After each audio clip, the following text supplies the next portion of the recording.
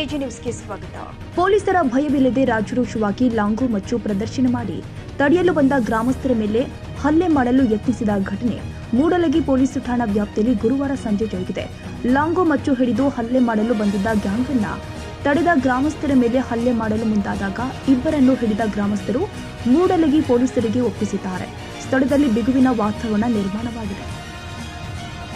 ಕನ್ನಡಿಗರ ಮೆಚ್ಚಿನ ನಿಮ್ಮ ಎಜೆ 24/7 ನ್ಯೂಸ್ ಕನ್ನಡ ವಾಹಿನಿ ಇದೀಗ ಟಿವಿಯಲ್ಲಿ ಲಭ್ಯ. ವೇಳೆ ನೋಟಿಸ್ ಕೊಟ್ಟಿದ್ರೆ ವಾಪಸ್ ತಗೋತೀವಿ. ಇವತ್ತು ವಕ್ಫ್ ಪ್ರಾಪರ್ಟಿ ಅಂತೇಳಿ ಬರ್ತದೆ ಅಂತ ಹೇಳಿದ್ರೆ ರೈತರು ಬೀದಿಗೆ ಬಂದ್ರೆ ಏನ್ ಮಾಡ್ಬೇಕಾಗುತ್ತೆ? ಯಾರು ವೋಟ್ ಹಾಕಲಿಲ್ಲ ಅಂದ್ರೆ ಗ್ಯಾರಂಟಿನೆಲ್ಲ ಸ್ಟಾಪ್ ಮಾಡ್ಬಿಡ್ತೀವಿ.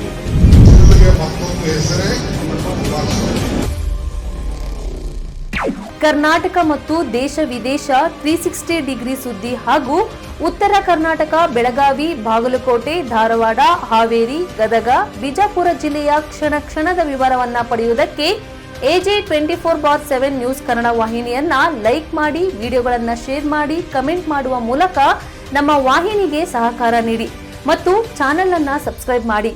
ಧನ್ಯವಾದಗಳು.